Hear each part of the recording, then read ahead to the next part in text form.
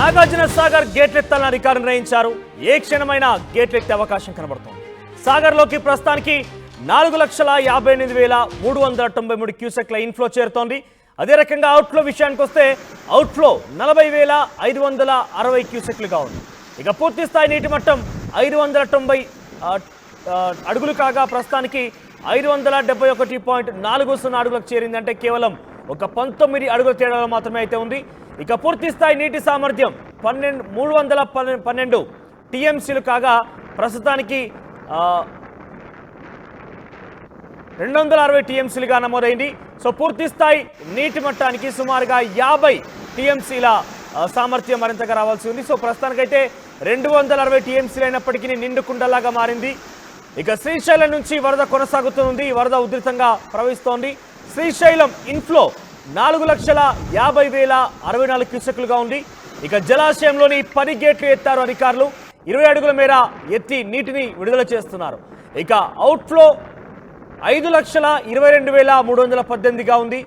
ఇక పూర్తి స్థాయి నీటి మట్టం 880 అడుగులు కాగా కేవలం 3 అడుగులు మాత్రమే డిఫరెన్స్గా ఉంది. ప్రస్తుతం 880 అడుగుల నీటి అక్కడ మట్టం నమోదని చెప్పొచ్చు. అక్కడ పూర్తి స్థాయిలో దాదాపుగా ఇక శ్రీశైలం నిండిపోయింది.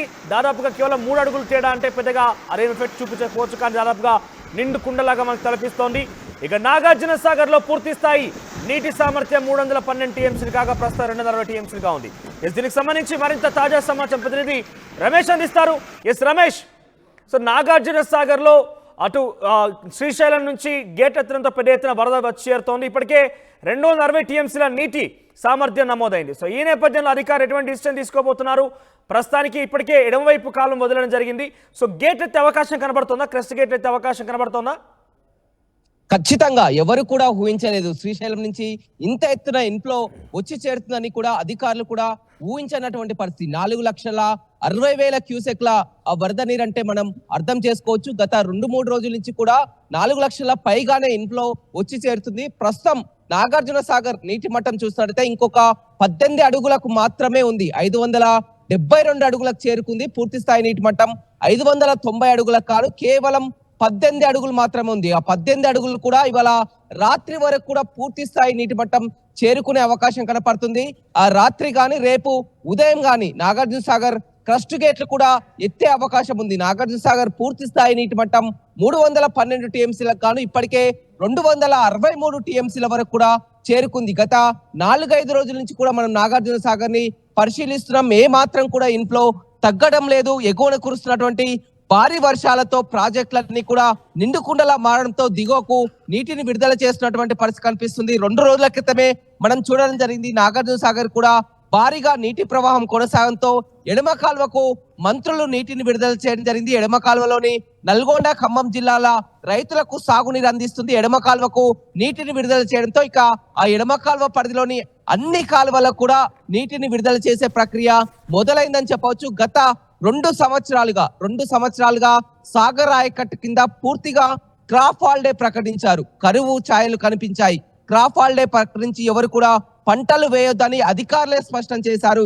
ఈ విధంగా 2 ఏళ్ల పాటు కూడా కరువుకు దూరమైనటువంటి నాగార్జున సాగర్ ప్రాజెక్టు ఇవాళ నిండుకుండను తలపిస్తుండటంతో రైతులంతా కూడా ఇటు తెలుగు రాష్ట్రాల రైతులే ఆనందంలో మునిగి తేలుతున్నటువంటి పరిస్థితి కనిపిస్తుందని చెప్పవచ్చు. ఎందుకంటే నాగార్జున సాగర్ ప్రాజెక్టు కుడి ఎడమ కాలువల్ని పరిశీలిస్తే 2 తెలుగు రాష్ట్రాలకు కూడా అటు కృష్ణా, గుంటూరు, ప్రకాశం జిల్లాల రైతులు కానీ ఎడమ కాలువ పరిధిలో ఖమ్మం, నల్గొండ జిల్లా 5 ఉమ్మడి జిల్లాల రైతులకు కూడా 22 లక్షల ఎకరాలకు సాగునీరు అందించేటువంటి ప్రాజెక్టు నిండుకుండలా తలపిస్తుండడం. అదేవిధంగా ఆ జల విద్యుత్పత్తి కూడా గత వారం రోజుల నుంచి కూడా జల విద్యుత్పత్తి కూడా మొదలైందని చెప్పవచ్చు. అంతకంతకు పెరుగుతూనే ఉంది. ఎక్కడ కూడా తగ్గుముఖం పట్టడం లేదు.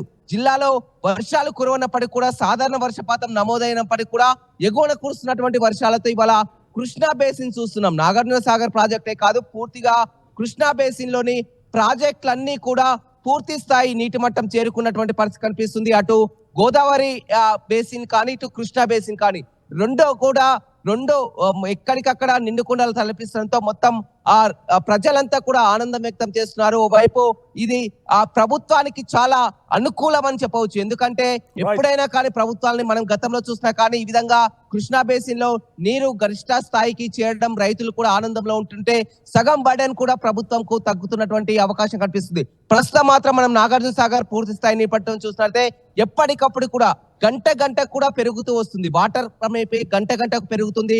4,60,000 వరకు క్యూసెక్లు కాబట్టి 4,65 లక్షల వరకు కూడా క్యూసెక్లు వచ్చే అవకాశం కడతో అధికారులు కూడా అప్రమత్తం కావడం జరిగింది. ఏ క్షణమైనా గేట్లను తెరిచే అవకాశం కనపడుతుంది. అధికారులకు కూడా ఎప్పటికప్పుడు వస్తున్నటువంటి ఇన్ఫ్లోను పరిశీలిస్తున్నటువంటి పరిస్థితి కనిపిస్తుంది. అదేవిధంగా పర్యాటకులు కూడా పెద్ద ఎత్తున ఎదురు చూస్తున్నారు. ఇప్పటికే శ్రీశైలం గేట్లు తెరవడంతో పెద్ద ఎత్తున కూడా అక్కడికి తరలి వెళ్లడం జరిగింది. నాగార్జున సాగర్ ప్రాజెక్టు కూడా ఇవాళ గేట్లు తెరుస్తారు. ఇవాళ ఆదివారం కావడం, అదేవిధంగా ఫ్రెండ్షిప్ డే కావడంతో కూడా పెద్ద ఎత్తున నాగార్జున సాగర్ తరలి వెళ్లేందుకు ఎంతో ఆసక్తి కనబరుస్తున్నారు. కానీ ఇవాళ సాయంత్రం వరకు కూడా గేట్లు తెరిచే అవకాశం, ఇవాళ సాయంత్రం లేదా రేపు ఉదయం ఖచ్చితంగా నాగార్జున సాగర్ గేట్లు తెరిచే అవకాశం అయితే ఉందని చెప్పుకోవచ్చు. మనోజ్. రైట్ రమేష్. సో మొత్తం మీద నాగార్జున సాగర్ కి పెద్ద ఎత్తున ఇన్ఫ్లో చేరుతోంది.